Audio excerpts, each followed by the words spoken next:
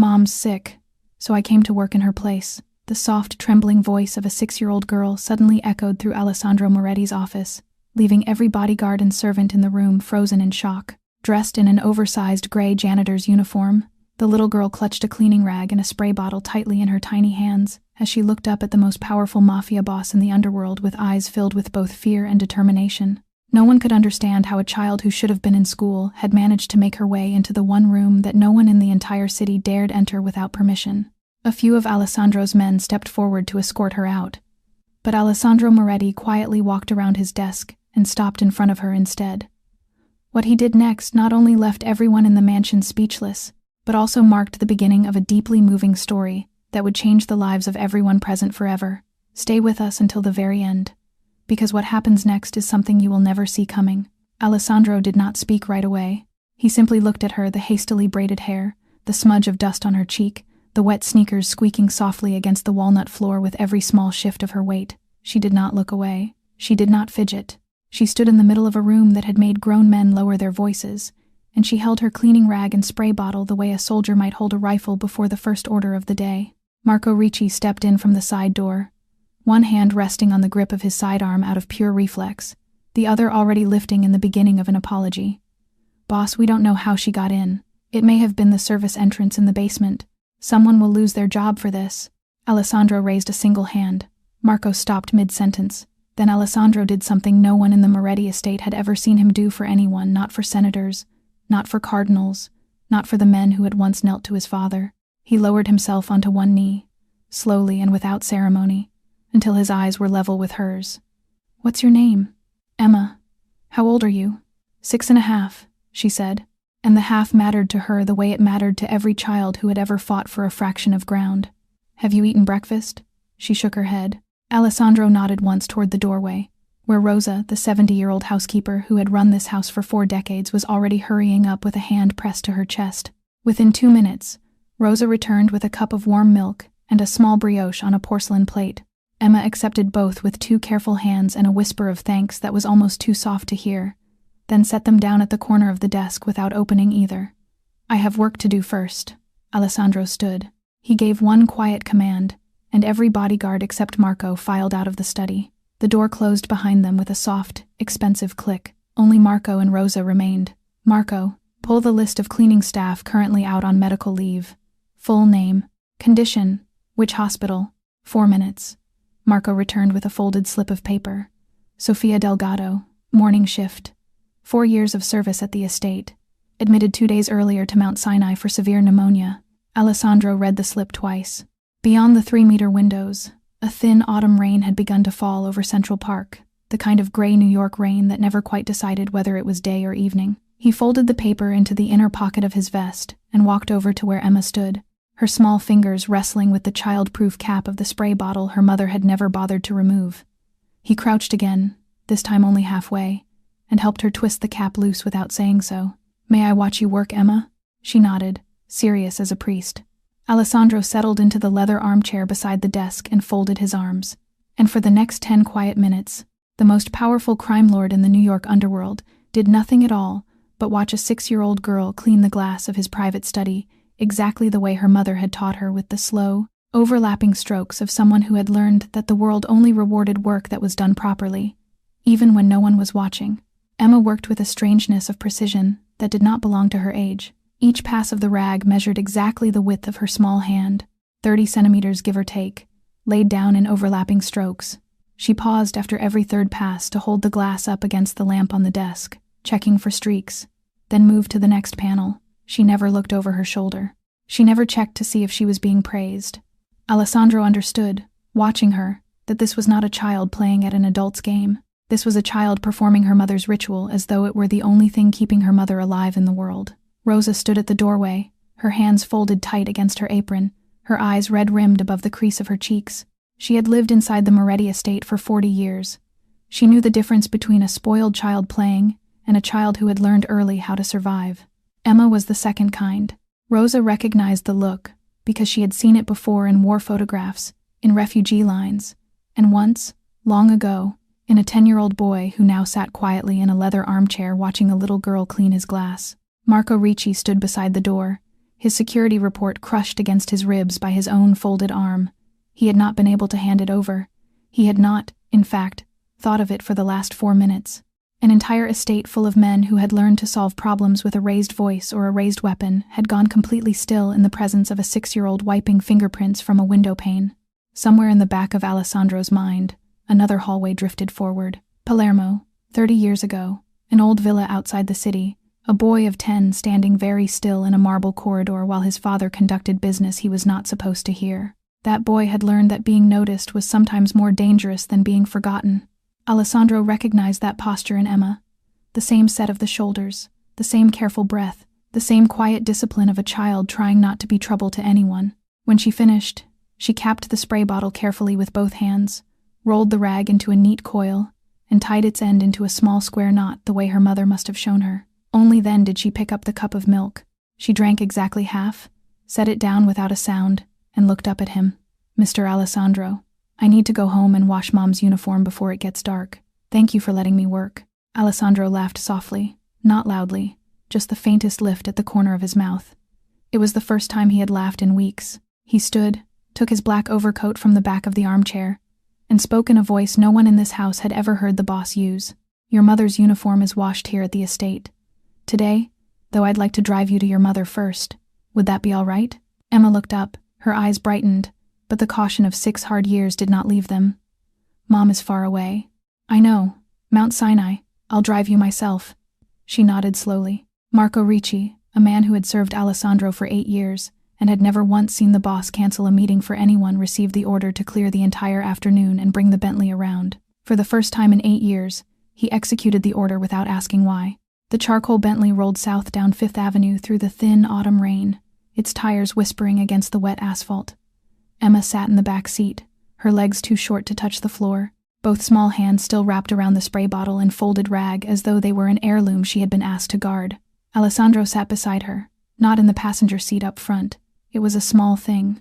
It was also the reason Marco, at the wheel, glanced twice into the rearview mirror, to be sure his eyes were not lying to him. In 8 years, the boss had never once ridden in the back. In 8 years, the boss had never once sat beside anyone at all. Alessandro did not make conversation. He did not fill the space with questions or reassurances. He had learned somewhere in a childhood he rarely returned to that children who had learned to be silent in order to survive did not need to be interrogated. They needed the quiet to feel safe. Emma watched the world move past the window. Rain streaked across the glass. Traffic lights bloomed red, then green. Men and women hurried along the granite sidewalks under black umbrellas that folded in the wind.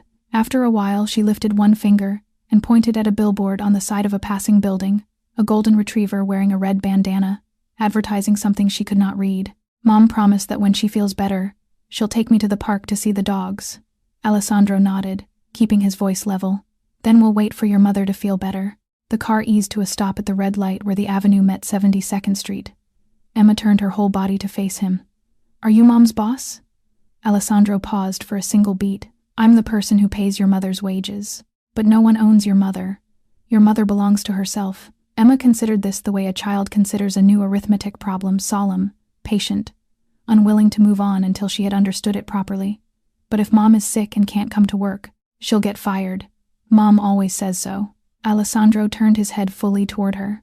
In that moment he understood, with a clarity that struck him harder than any negotiation ever had, that this 6-year-old girl had spent every day of her small life inside the shadow of a single sentence her mother had never meant to make heavy. But a child took the world literally. A child had no room in her chest for shades of meaning. "Emma, I am going to make you a promise. Right now, your mother will not be fired. Not today, not next month, not ever, for being sick. Do you believe me?" She looked at him for a long time. She used the eyes children use to weigh adults before deciding whether to trust them carefully, without giving her trust away all at once. At last she nodded. "I believe you." The Bentley turned into the entrance drive of Mount Sinai. The smell of antiseptic reached them even before Marco cut the engine. Emma slid closer along the seat and took hold of a fistful of Alessandro's black overcoat, not to be lifted, not to be carried, only to have something to hold on to.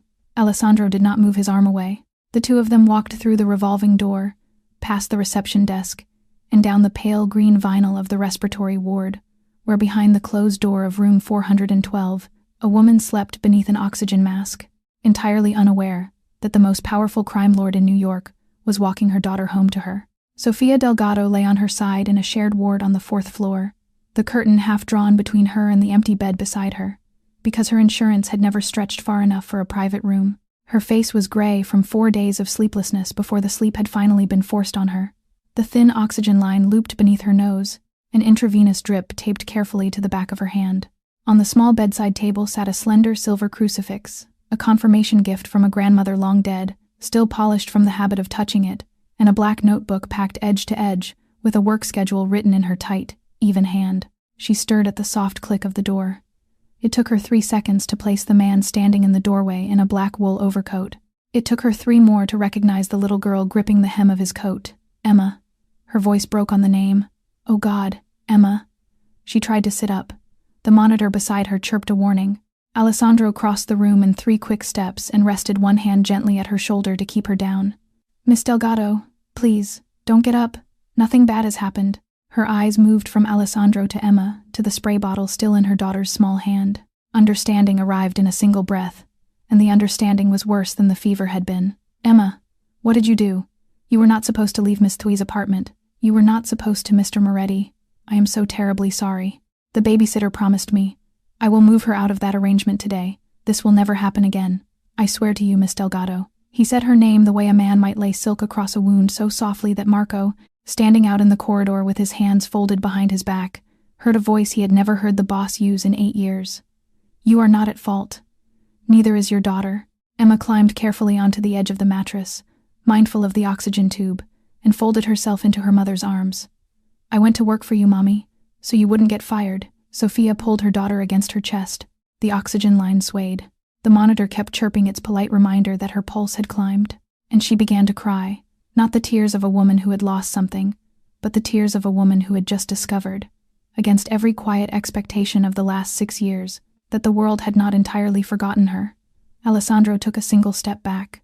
He stood at the distance he had learned was the right distance for a moment that did not belong to him.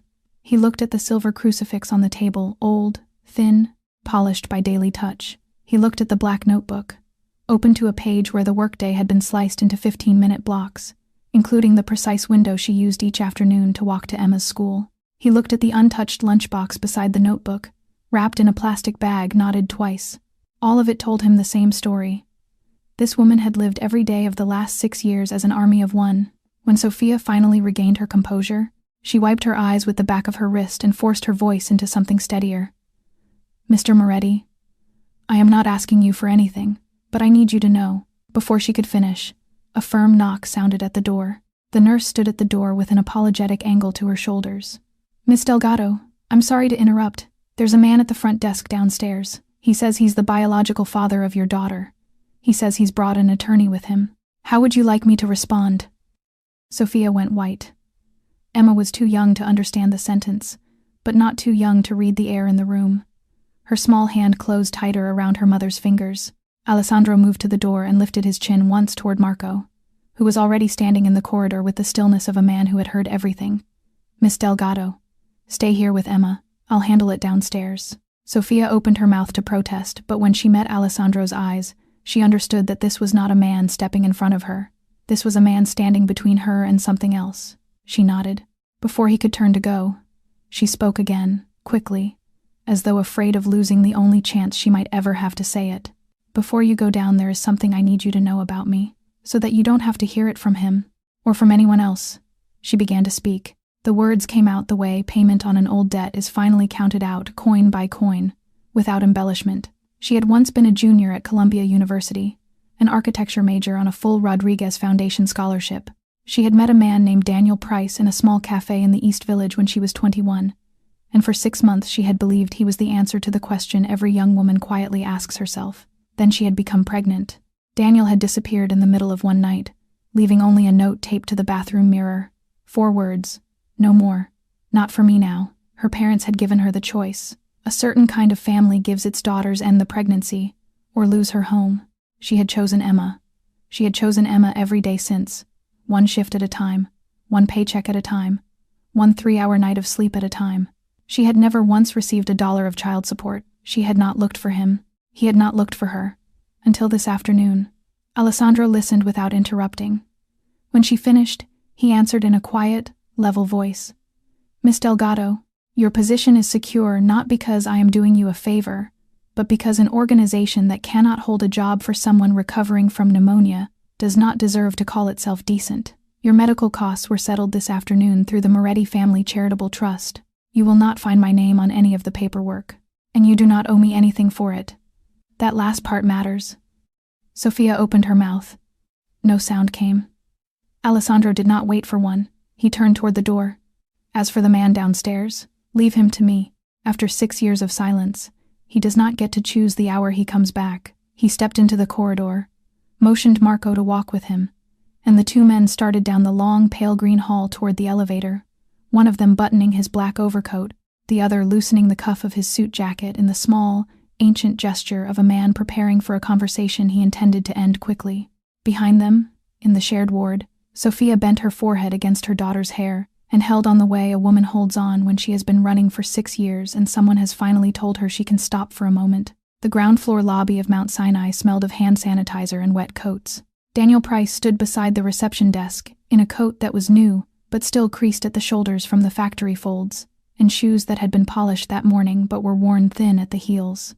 Beside him stood a middle-aged man in a gray suit, Marcus Greisen, an attorney the private banks of Manhattan knew by a quieter name, the paper cleaner. Alessandro stepped out of the elevator with Marco a half-pace behind him.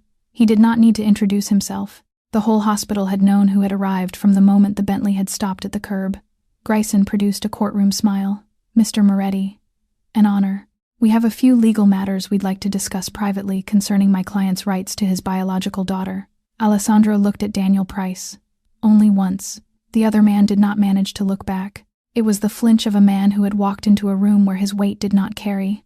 If you have legal matters, Alessandro said, his voice even, you may send them through my counsel, Aldo Bianchi. The address is on the Moretti Holdings Company page. Greisen slid a business card across the polished counter between them. You may prefer to keep this out of the news pages. New York media takes an unfortunate interest in powerful men who quietly pay for the medical care of unmarried female employees, especially when the employee in question has a young daughter. Alessandro took the card without looking down at it. He slipped it into the inner pocket of his vest. Good afternoon, gentlemen. He turned. Marco escorted Daniel and Greisen out through the sliding doors of the main entrance with the icy politeness of a man who had once seen an ambassador removed from a private club. Neither man spoke on the way out. Daniel's shoulders had drawn in slightly, the shoulders of a man who had rehearsed a scene at home in a mirror and had not gotten the response he had prepared for. In the car on the way back to the estate, Emma had fallen asleep on Sophia's shoulder after the attending physician had signed off on a longer rest window. Alessandro sat in the front seat beside Marco, rather than in the back.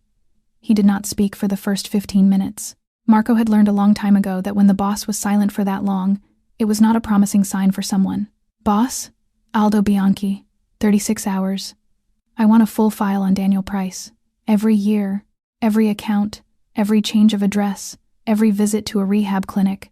Not 48, 36. Marco nodded. And Miss Delgado? And Emma? Alessandro turned to watch Manhattan slide past the window. Late autumn light lay flat and gold across the granite facades of Madison Avenue, and the rain had softened to a mist. Move her shifts to the morning rotation once she's discharged. Don't raise her wages, yet she'll notice, and she'll find it insulting. Only the shift change. And I want Rosa to prepare the small guest suite on the 3rd floor of the East Wing for the two of them, should they ever need it. It is not to be pressed, only offered. He paused, still watching the passing city. As for Daniel Price, he's just walked into a war he does not yet understand, he's declared, and he does not know who he's declared it against. 3 weeks passed. Sophia was discharged on a Tuesday morning under a low, colorless sky. She refused the offer of the guest suite gently, without insult. I need Emma to remember our apartment in Astoria. If she grows up inside the Moretti estate, she will think this is what the world looks like by default. I don't want her to forget where we came from. Alessandro did not argue. He only made sure Marco drove Emma to school each morning on the days he was not needed elsewhere, and that Sophia was shifted permanently onto the morning rotation from the 2nd week onward. She worked from 7 in the morning until 3 in the afternoon. She had time to walk to Emma's public school and pick up her daughter before dark. Rosa began packing a warm lunchbox for the two of them every afternoon without being asked. Sophia had thanked her once.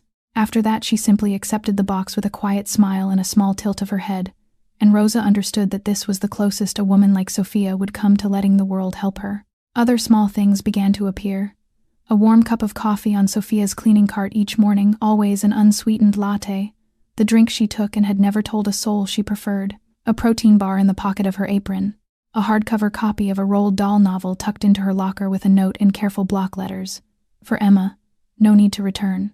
Sophia said nothing for the first week. She turned the coffee cup slowly in her palm each morning as though deciding, one more time, whether to trust it. By the end of the second week, she folded a small piece of paper once and slid it under the stapler on Alessandro's desk, where only he would find it.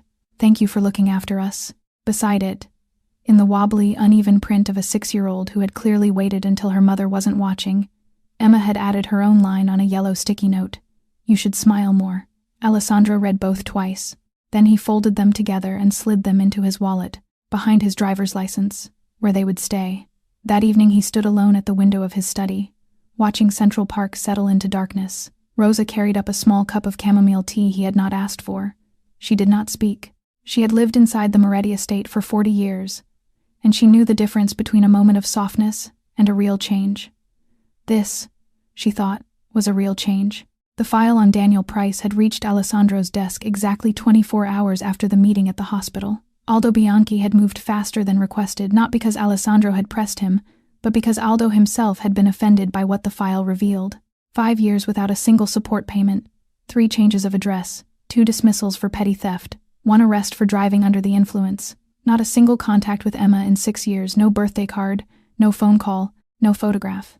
Somewhere else in the city, however, Daniel Price was reading a different file one Marcus Grayson had just purchased from a former financial reporter, a file detailed with shell companies, private trusts, and every charitable fund that bore the Moretti name. The Moretti estate was an organization of 40 people in service, and 40 people in service noticed everything. Gossip moved through the kitchens and the laundry rooms as if it had legs of its own. "The boss and the housekeeper," they said, as though it were a tabloid headline instead of 2 adults quietly learning how to be decent to each other. Marco reported it to Alessandro without inflection. 3 of the cooks and 2 of the night guards. "They are talking." Alessandro did not react sharply. He did not gather the staff to defend himself. He did not distance himself from Sophia to quiet the whispers that would have been its own kind of cruelty. Instead, he called Rosa, Aldo Bianchi, and the estate's internal counsel Camille Voss into the second-floor library. The 3 of them spent an entire afternoon working through every policy protecting female employees on the estate. Every safeguard around Sophia's position, her wages, her right to refuse anything at all was reviewed, formalized, and entered into the record in a way no rumor could shake. Camille suggested one further measure. A written raise for Sophia, not because of any relationship, but because she had worked 4 years without a single late shift. Alessandro agreed, but he asked that the raise be issued as part of a wider round of promotions covering every senior domestic employee who met the same criteria, so that no one could point a finger. In public, he treated Sophia with the measured respect he gave to any employee. No favor where anyone could see it, no apology for kindness where no one could. Marco Ricci had been skeptical at first. He had served Alessandro for 8 years, and he had never seen the boss take an interest in anyone in this way. But as Marco watched Sophia work the way she never paused to expect different treatment, the way she refused to let Rosa carry a tray for her, the way she counted out the exact fare and coins for the taxi driver, rather than accept a free ride home, he began to understand that this woman was not a fortune seeker. She was the exact opposite of one. He began quietly to shut down the worst of the conversations in the guardhouse. Not with threats, with questions. How many shifts has she missed in 4 years? How many favors has she ever asked of anyone in this house? The answer to both, without exception, was none. The gossip did not disappear. Gossip never disappears. But it softened. In the meantime, Emma began coming to the estate on Tuesday and Thursday afternoons after school. Her mother collected her at the end of the shift. Rosa taught her how to fold linen napkins the Italian way, into small, even peaks. The head chef gave her small pieces of dough to shape into practice cannoli shells that the kitchen never actually fried but that Emma took very seriously anyway. Emma sat at the small round side table in Alessandro's study, doing her homework as quietly as a kitten. Alessandro noticed, without quite deciding to, that he had begun rearranging his meetings around those 2 afternoons a week. One Thursday, Emma climbed up onto the leather armchair across from his desk, handed him a spelling worksheet that needed a parent's signature, and asked the question she had clearly been turning over all week. Did you ever have a dad? Alessandro laid his pen down. He looked at her for a long moment, a 6.5-year-old girl seated in an $8,000 leather armchair, her legs swinging because they did not reach the floor, waiting for an answer with the serious patience that only children possess. I did, he said. But my father was not the kind of father you're picturing. Emma nodded, as though she had guessed as much. She had learned early from her own mother that fathers were not something every child was given, and that sometimes the answer to a question about them did not need to come with details. And your mom? Alessandro was quiet for a moment. He did not speak of his mother to anyone, not to Marco, not to Rosa, not to the old Italian priest who took his confession at the small church off 68th Street. But he understood that Emma was not asking to pry. She was asking because she was trying to understand the man grading her spelling worksheet. My mother's name was Elena. She died when I was 10. She was very kind. She loved magnolia flowers and Italian opera. She made the best biscotti I have ever tasted. Did she have a ring? Alessandro paused. It was not a random question. But coming from a 6-year-old, it was not a strategy either. It was only curiosity. He opened the top drawer of the desk where he kept the key to his personal safe. He stood, presented, walked to the small vault behind the Caravaggio hanging on the far wall, and turned the dial. He drew out a small olive wood box. He returned to the desk and set it in front of Emma. Would you like to see it? Emma nodded, solemn. Alessandro lifted the lid. Inside, resting on a bed of dark velvet worn thin at the corners, was a single emerald surrounded by small diamonds, the only real inheritance his mother had left him, the ring she had worn at her own wedding, the ring he had never once placed on the finger of another human being. Emma looked at the ring with round eyes, but she did not reach out to touch it, and Alessandro noticed, and Alessandro remembered. It's very pretty, she said. My mom would like this color. My mom says green is the color of hope. Alessandro did not answer. He closed the lid carefully. He had not given it to anyone. He simply returned it to the safe, but the moment had been planted in the room like a seed, and he knew it. The door opened softly. Sophia stepped in, her apron already off, a gray wool coat folded across her arm for Emma. She took in the sight of Alessandro folding her daughter's spelling worksheet in half, and something in her face eased. Emma, time to go. Sweetheart. Alessandro stood. Miss Delgado, Sophia. May I ask you something? This coming Sunday afternoon, would you and Emma consider joining me for lunch here at the estate? Not as staff, as guests. Sophia paused for a single beat. It was the moment she had been both waiting for and quietly afraid of. She glanced at Emma, who was already nodding with enthusiastic little bounces of her chin. Then Sophia nodded too. Yes. We'll come. Rosa, passing in the hallway with a tea tray, hid a smile as she went. Downstairs, at the same moment, Marco Ricci was answering a call from the front gate security post. A thick manila envelope had just been left at the door of the estate by an unmarked courier. No postage, no return address. The manila envelope was carried up to Alessandro's study within 5 minutes. Marco set it on the desk without a word. Both of them already knew who had sent it, before either of them had opened it. Alessandro slit the seal with the silver letter opener he kept beside the ink blotter. Inside was a stack of paper roughly 15 pages thick, a draft titled, in careful legal font, Non-Disclosure and Comprehensive Settlement Agreement, along with a fresh business card from Marcus Greisen and a pencil-marked cover memo. Alessandro read slowly. His expression did not change. Daniel Price was demanding a wire transfer of $1.5 million into an offshore account in the Cayman Islands, in exchange for his silence regarding an alleged inappropriate relationship between the head of the Moretti household and a female member of its cleaning staff. Attached at the back of the packet was a second draft not yet filed of a full custody petition for Emma, ready to be lodged with the Manhattan Family Court the moment the first agreement was refused. It was a 2-part trap. Pay, or lose your daughter. Across the top of Greisen's business card, in slanted handwriting, we await your reply within 7 days. Alessandro finished. He closed the envelope. He picked up the internal phone. Aldo. My study. Now. While he waited, he did not send for Sophia. He needed to finish thinking before she knew. But when Aldo Bianchi stepped through the door and Alessandro handed him the envelope, Marco half turned back from the doorway. Boss, Miss Delgado is asking to come up. Rosa says she saw Marco carrying an envelope up the stairs. Alessandro exhaled through his nose. This woman missed nothing. Sophia walked in a moment later. Her apron was off, and her hands were locked tightly together in front of her. What is it? Don't tell me it's nothing. Marco wouldn't meet my eyes when he passed me in the hallway. Alessandro did not pretend. He handed her the envelope. She read the first 5 pages. Her hands began to shake, not with fear, but with anger. The rigid, quiet anger of a woman who had spent 6 years arranging her life so that she would never have to beg anyone for anything, and who was now looking at her daughter's name written into a document as if she were a thing to be bought and sold. "I don't want you to pay him a single cent," she said. "Not to protect me, not to protect Emma, not for any reason at all. If you pay even $1, he'll come back, and come back, and come back. Until Emma is old enough to understand that her mother once paid money to make her father disappear." Alessandro looked up. "I have no intention of paying." Aldo Bianchi smiled dry, thin, entirely without warmth. "Will reply through counsel within 24 hours. All negotiation refused.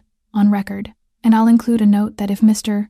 Grayson continues down this road, we will file a formal complaint with the New York State Bar's Committee on Professional Ethics, citing coordinated extortion." Sophia nodded slowly, but her eyes had not left Alessandro's face. "But if he pivots to the custody petition, I will be the one in that courtroom, won't I?" Alessandro nodded. "Yes. I can pay for the finest attorney in New York. I can arrange everything. But the final word, you are her mother. The word is yours." Sophia drew in a single breath. "Then let him file. I chose her 6 years ago. I will choose her again in front of any judge in this city." 4 days later, Sophia had just finished her morning shift and was stepping out of the service entrance at the back of the estate to catch the crosstown bus home to Astoria. A middle-aged man in a brown overcoat was waiting for her on the sidewalk. "Miss Sophia Delgado?" She stopped. Her instincts had already sounded the alarm before her mind caught up. "Yes." He pressed a thick envelope into her hand. "Family court summons. Have a good afternoon." Then he walked away. Sophia stood on the sidewalk for 5 minutes. She did not open the envelope. She only stood. The bus arrived. She boarded still without opening it. She rode the length of the Queensboro Bridge with the packet flat on her lap, and both palms pressed against it, as though holding it down would keep it from being real. At home, she collected Emma from Miss Toohey, the retired babysitter on the floor above, who had raised 3 children of her own, and adored Emma without measure. She fed her daughter dinner. She ran the bath and washed her hair. She read 1 chapter of the Roald Dahl novel Alessandro had left in her locker, then kissed the top of Emma's head and turned out the lamp. Only then did she open the envelope. She read it twice before she understood that none of it was true, and all of it was dangerous anyway. Daniel Price was seeking emergency full custody of Emma. He alleged financial instability despite the fact that Sophia carried $4,000 in a savings account and owed no one a single cent. He alleged that her hospitalization proved she was physically and mentally unfit to parent, despite Mount Sinai's clear discharge summary confirming a full recovery. He alleged that Emma was living in an unsupervised, chaotic environment, exposed to persons of questionable organized affiliation, a phrase whose target could not have been more transparent. Truth had never been the point. A judge only had to wonder. Sophia did not cry. She had learned long ago that tears solved nothing with men like Daniel. She sat at the small kitchen table, looked at the envelope, and understood one thing very clearly. She needed help. Not rescue. Help. There was a difference. She called Alessandro at 11 o'clock at night. He filed. Alessandro did not ask a single question. "I'm on my way. Don't go anywhere." 30 minutes later, the Bentley pulled up in front of an old brick 4-story walk-up in Astoria. Alessandro climbed the 4 flights of narrow stairs without slowing. Sophia opened the door with the envelope still in her hand. She waved him in with a small nod. The apartment was small. It was spotlessly clean. 1 combined living room and kitchen, 1 shared bedroom for mother and daughter, 1 bathroom. Emma's crayon drawings were taped in a bright grid across the refrigerator door. A single small pot of basil sat on the windowsill. Alessandro sat down on the old armchair in the living room, as though it were the most natural seat in the world. Sophia handed him the envelope. He read for 5 minutes. Then he looked up. "He doesn't want Emma. You were right from the beginning. He wants you frightened enough to make me pay him to disappear. I know. This is not going to happen to you. Not like this." Sophia looked at him exhausted, unconvinced. She had learned long ago not to trust promises that sounded too certain. Alessandro stood to leave, but at the door he stopped, as though there were something he needed to say that could not wait until morning. "Sophia, there is something I need you to know right now, before I leave this apartment." Alessandro spoke slowly, the way a man selects each word from a shelf he has never opened before. "There is a name. Only one. If I make the call, Daniel Price will be gone before sunrise. No trace, no lawsuit, no questions from the police. That is one of the things I can do, because of who I am, because of the men I have around me, because of the name my father spent his life building. I need you to know that I can do it, before you decide what you want me to do." Sophia looked at him for a long time. She was not shocked. She had already guessed. But hearing him say it aloud, without decoration, made the moment heavier than she had prepared for. She lowered herself into the old armchair across from him. She rested her hands on the small side table between them. The little kitchen lamp cast a soft yellow light across her fingers, the same hands that had held a cleaning rag for the last 7 years. "You are not going to do that. Not because you can't, because you shouldn't." Alessandro did not answer. Sophia went on. "Emma is going to ask about her father one day. Not this year, not next year, but one day. And I want to be able to look her in the eyes and tell her that we won with the truth. Not in the dark. If you make Daniel disappear, we don't win. We only buy time. And she will grow up inside a truth she is not allowed to know. And that will slowly kill something in her, even though she won't know why." Power had always been the language he spoke fluently. Tonight, in a small apartment in Astoria that smelled of basil and chamomile tea, he was being asked to speak a language he had never learned, the language of a woman who believed the law could still hold her daughter's father accountable, even when she loved a man who could make him disappear before sunrise. Alessandro lowered his head. It was a gesture no one inside the Moretti estate had seen him make in 12 years. "All right, nothing outside a courtroom, I promise." Sophia nodded. Then, after a small silence, she placed her hand over his on the little side table the first time she had reached for him first. A short, quiet squeeze. "Thank you, for all of it. But especially for this." Alessandro did not pull his hand away. He also did not close his fingers around hers. He only left his hand where it was long enough for both of them to understand that something had just been agreed between them without needing to be spoken. Then he stood to go. At the door, he paused. "Sophia, I will call Aldo in the morning. He will recommend Susan Delacroix, one of the most respected family rights attorneys in Manhattan. She'll take the case through a nonprofit called Justice for Mothers. You will pay $60 a month for 2 years. That is their rule. No one defends a mother's rights for free, because free makes the mother feel indebted. You will pay. But you will pay with your own hands." Sophia nodded. Alessandro stepped out onto the landing and closed the door softly behind him. The Astoria night was cold and quiet in the middle of November. Inside the old 4-story building, a woman had just refused an entire empire's offer to protect her in the dark, so that she could raise a child who might one day grow up in the light. Susan Delacroix kept her office on the 12th floor of an old building in Lower Manhattan, 1 block from Foley Square. She was 63 years old, with short silver hair, black-rimmed glasses, and a plain gray suit she had worn some version of every working day for 20 years, not for lack of money, but because she had learned early on that judges did not trust family rights attorneys who dressed expensively. Sophia met her on a Tuesday morning. Susan read through the summons envelope in 45 minutes without speaking a single word. Then she set the papers down on the desk with both palms flat on top of them. "Ms. Delgado, this is not a difficult case. This is a frightened man, trying to look dangerous. We are going to prove that with evidence, not with feeling. We are going to win with the truth. Do you understand me?" Sophia nodded. "And about Mr. Moretti, I need you to understand this part. He may be present in the courtroom. He may sit in the back row. But he will not speak. He is not permitted to speak. This is your fight. He is there only because you have chosen to have him there." Sophia nodded again. For 3 weeks of preparation, Susan worked like a mechanic, no emotion, only detail. She pulled Daniel Price's banking records from 3 different states. She requested written statements from 3 former landlords. She gathered his credit history, small claims court appearances, and employment records that showed him fired from 3 jobs over the last 7 years for petty theft and unexplained absences. Meanwhile, Sophia built her case simply by living her life. She worked every shift.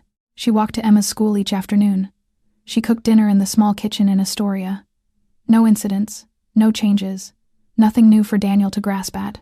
Emma was prepared by a children's therapist. Susan trusted Alice Whitmore, 70 years old, who had spent her entire career inside family courtrooms. Alice did not ask Emma a single question about Daniel. She only taught the little girl 3 things: tell the truth, keep the answers short, and don't strain to remember what isn't there to remember. Emma drew a picture in each of the 2 sessions: 3 stick figures under a red crayon roof. 1 small figure, 2 tall ones. No names underneath. Alice slid both drawings carefully into a separate folder. They might be evidence, they might not. That was for the judge to decide. In the meantime, Alessandro kept his promise. No call to Ettore Falcone. No private meeting with Daniel. No pressure, of any kind. Only the attorney's fee paid through the non-profit, the public distance maintained, and Sophia allowed to lead. Marco Ricci did not understand it at first. "Boss, we could clear this up in 24 hours. Alessandro looked out the study window at the flat gray November sky over Central Park. "She doesn't want it that way. And she is right." Marco was silent for a long moment. Then he nodded. He had served Alessandro for 8 years, and he had never once heard the boss say she is right, not about anyone, ever. The night before the hearing, Sophia sat on the front step of her Astoria walk-up. Alessandro arrived without asking to come inside. He simply sat down beside her on the cold granite step, 2 paper coffee cups from the corner bodega balanced carefully in his hands. A late autumn night in New York. No rain. The street lamps cast a soft, tired yellow across the old brick sidewalk. The granite step was cold beneath them. Alessandro handed Sophia the paper cup. She took it in both hands, as much for the warmth as for the coffee. For 10 minutes, neither of them spoke. They did not need to. There is a kind of quiet between 2 adults who have learned enough about each other to stop filling the silences. At last, Sophia spoke. "He will lose tomorrow. I know that. Susan's evidence is strong. My story is true. But there is a part of me, a small part, that is afraid. Not afraid of losing. Afraid of the moment the judge looks at Emma and decides. Afraid of Emma having to walk into a judge's chambers alone. Afraid of her growing up remembering this day. Afraid that tomorrow is not an ending, only the beginning of something worse." Alessandro did not answer at once. He looked down into his coffee. 6 years ago, I sat in a car in Sicily. Beside me was a man I had to decide what to do with. It was the first decision I had to make after my father died. I did not want to make it, but I made it. And what I regret is not that I made it. What I regret is that I had no one sitting beside me to say there is another way. Sophia looked at him. "Do you want me to tell you there is another way?" "No, you already did. 4 nights ago, in that apartment. I am thanking you." Sophia was quiet. Then she set her cup down on the step. She reached into the pocket of her coat and pulled out a yellow sticky note. Its edges already softened and faded the small square Emma had written in her second week at the estate. "You should smile more. I found it in your wallet when I folded your vest for the laundry last time. I didn't say anything then. But I wanted you to know I saw it." Alessandro laughed softly, honestly, for the first time in weeks. Not a polite laugh, a real one. "How many times have you read it?" "Enough to remember." Sophia placed the sticky note gently back into his coat pocket. Then she reached into her own pocket for something else. The silver crucifix. She held it out to him. "You keep it tomorrow." "Not for me, for Emma. My grandmother gave it to me when I was 9. She told me it protected me on the days I could not protect myself.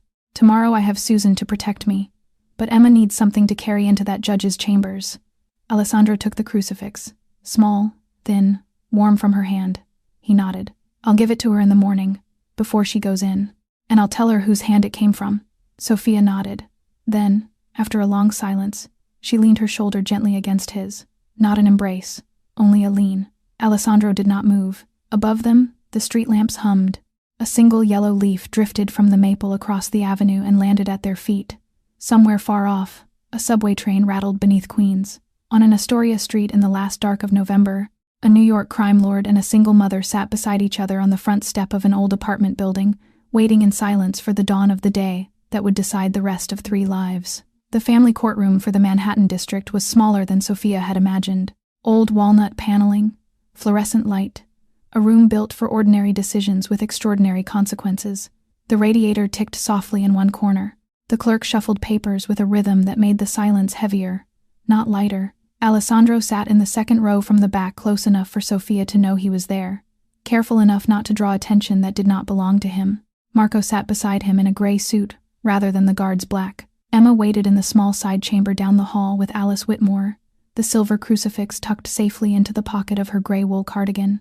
Daniel Price arrived in a suit that fit him the way a costume fits an actor. Marcus Grayson was at his shoulder with a leather portfolio, opening with a confident, well-rehearsed statement about an unexpected health crisis on the mother's side and a father finally stepping up to accept his responsibility. He spoke of questionable associations with organized figures and hinted at the possibility of a child being drawn into an unsafe environment. He did not name Alessandro. He did not have to. The entire room already knew. For the first 10 minutes, it almost sounded believable. Then Susan Delacroix stood. She did not raise her voice. She did not need to. She walked Daniel Price through 5 years of silence, one question at a time, until his composure began to crack at the edges. Mr. Price, would you tell the court when was the last time you sent your daughter a birthday card? Daniel could not remember. When was the last time you phoned to ask how she was doing in school? He had no answer. When was the last time you saw your daughter in person? When she was very small. Could you be more specific? How old was she then? Daniel was silent. You do not remember. Susan let the sentence hang in the air for 3 full seconds. Then she asked the question the entire courtroom knew would end the case. And why now, Mr. Price? Why this particular month, the same month in which Miss Delgado's hospital stay became briefly, publicly connected to the name of a wealthy man? And why has every filing you have submitted requested full financial disclosure from Mr. Moretti and not one of them requested visitation rights, your daughter's school schedule, or her medical history? Daniel had no answer that survived that question. He did not, in fact, ever recover. After Susan sat down, the judge, the Honorable Beatrice Halloran, 68 years old, 27 years on the family bench, asked to speak privately with Emma in her chambers. No attorneys. Emma walked into the small room carrying the bottle of water and the box of colored pencils Alice had given her. She came out 20 minutes later holding a piece of paper she had drawn while they talked. 3 stick figures under a red crayon roof. 1 small figure, 2 tall ones. Beneath them, in her careful, uneven hand, us. Judge Halloran held the drawing for a long moment, not allowing it to outweigh evidence, but not pretending it did not exist either. Then she laid it down on the bench in front of her, looked up over the tops of her reading glasses, and began to read her ruling. Judge Halloran spoke in a steady, unhurried voice. The court finds no credible evidence that the child is at risk in the care of her mother. Quite the opposite. The petitioner has demonstrated a pattern of absence, not concern. This filing appears to have followed his awareness of a change in the mother's circumstances, not any change in his daughter's welfare. The court further notes that the petitioner has not provided a single dollar of child support in 6 years, despite being able-bodied and employable. The petition for emergency custody is denied with prejudice. Full physical and legal custody remains with the mother. The court further orders the petitioner to pay the respondent's attorney's fees. The gavel came down once, then again, sharp and final. Daniel's chair scraped hard against the floor as he stood. His attorney was already gathering papers, avoiding every pair of eyes on his way out. Sophia sat motionless for a beat, as though the words needed a little more time to become real. Then her shoulders sank all at once. The tension of many weeks left her body in a single long breath. Alessandro stepped forward 2 paces. He rested his hand briefly on her shoulder. Nothing more than that. Nothing more was needed. Emma came running in from the side chamber. Alice had allowed her out once the ruling was read and threw her arms around her mother. Sophia lifted her, held her tightly, and for the first time in many months allowed herself to laugh out loud, right there in the middle of the courtroom. Out in the corridor, Susan shook Sophia's hand. You won. But the hardest part begins now, living a life without needing to prove yourself to anyone. Not to him, not to yourself, not even to the man standing at the end of that hallway waiting for you. Sophia looked.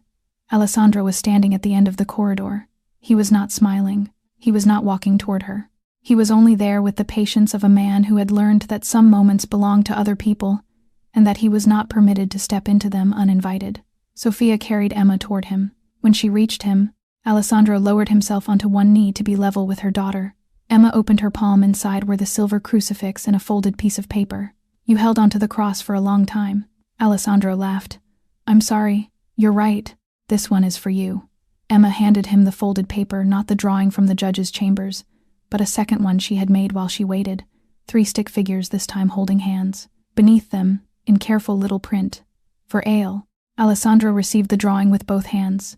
He folded it carefully. He slid it into the inside pocket of his coat, close to his chest. I'll have it framed. Is that all right? Emma nodded, serious. Sophia looked between the 2 of them and did not speak. She did not need to. Some things about the shape of a family are decided in a small corridor outside a family court, without anyone reading a legal document aloud. Meanwhile, in a dim, poorly lit bar off Queens Boulevard, Daniel Price ordered his 3rd whiskey. Beside him on the counter lay a fresh business card, not from an attorney, from a man who sold weapons out of a machine shop in Astoria. In the 3 weeks that followed the ruling, Daniel Price fell apart the way a man falls apart when he has staked everything on a bluff and lost. Marcus Greisen returned his retainer minus fees. His landlord gave him 2 months to vacate his studio apartment in Astoria, the same neighborhood as Sophia and Emma, 7 blocks away. a fact he had never once thought to consider as a mercy. The part-time job he held at a warehouse in Long Island City was terminated when he stopped showing up for shifts. The court-ordered attorney's fee, $11,000, arrived by certified mail. He tore the envelope in half without opening it and threw both pieces into the sink. In Daniel's mind, which was eroding quickly, Alessandro Moretti had taken everything from him. Not Sophia, not Emma.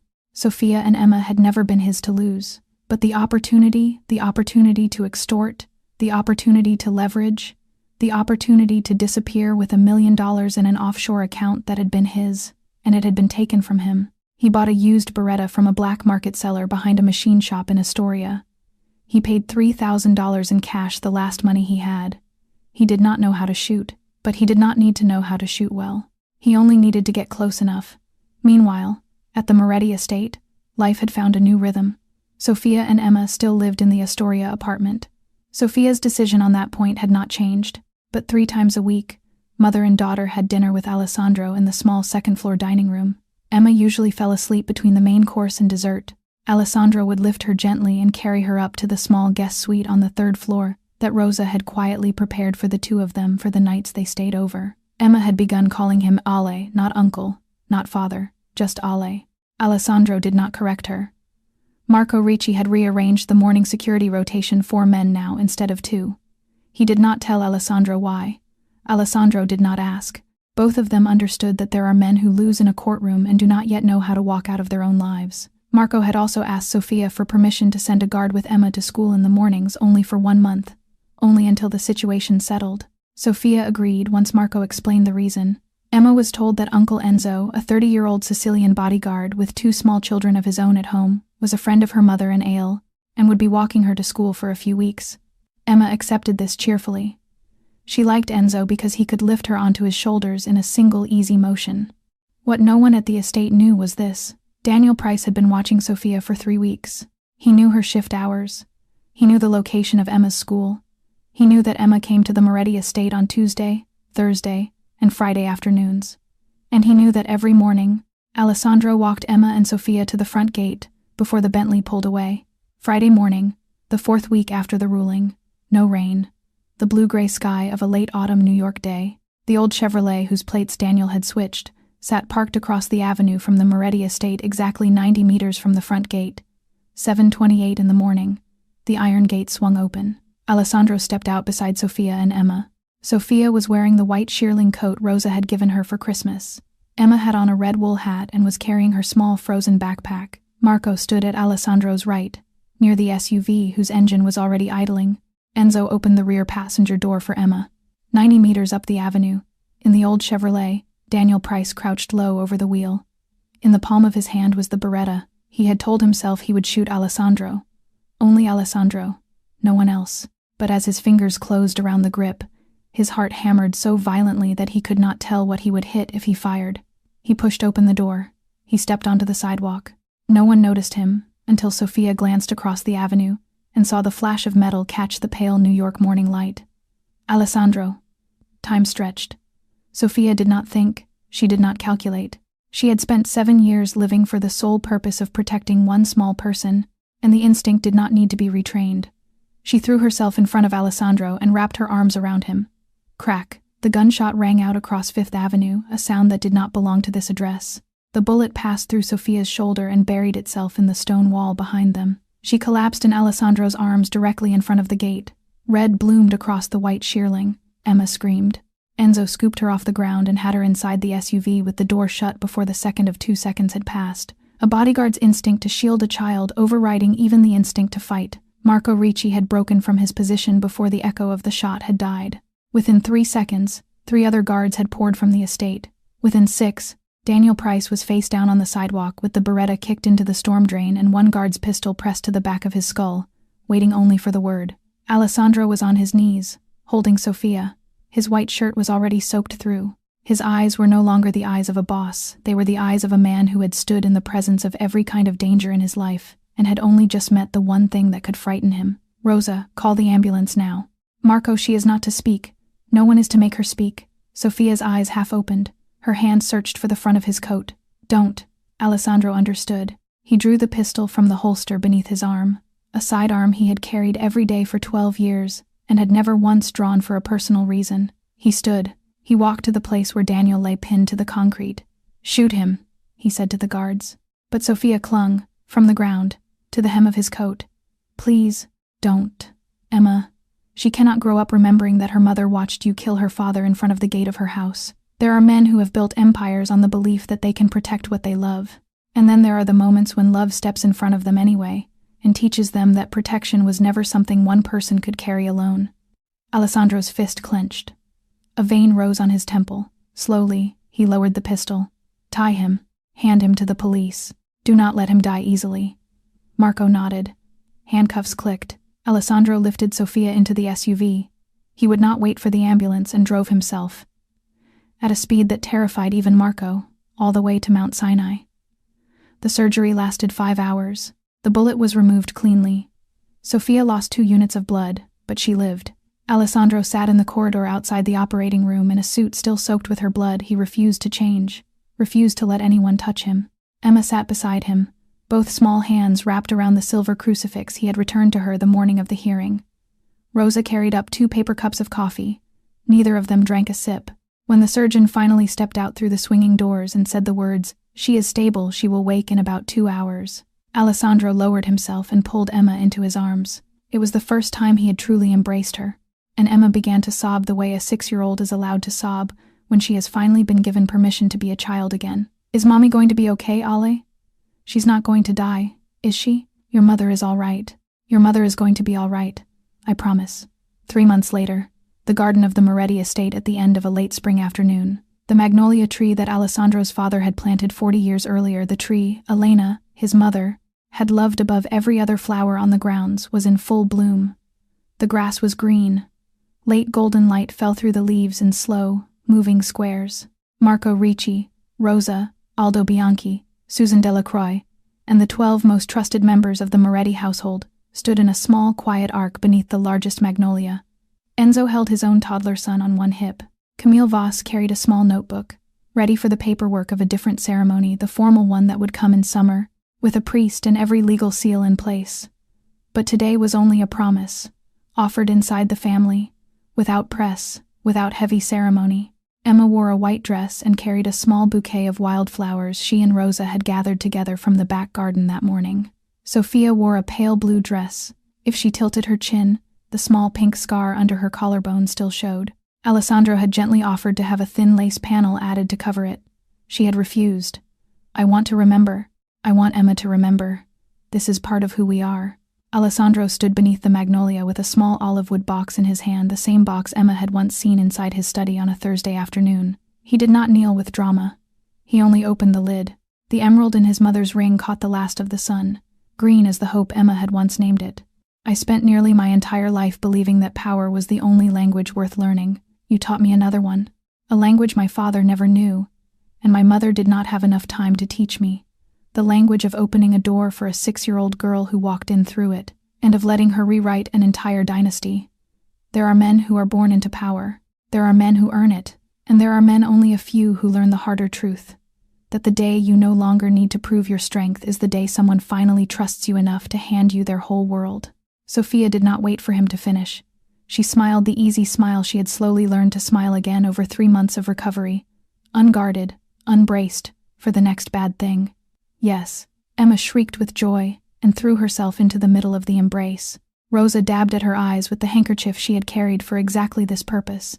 A soft rain began to fall, not the gray rain of the previous autumn, but the gentle rain of a New York spring, the kind that felt like a blessing instead of a warning.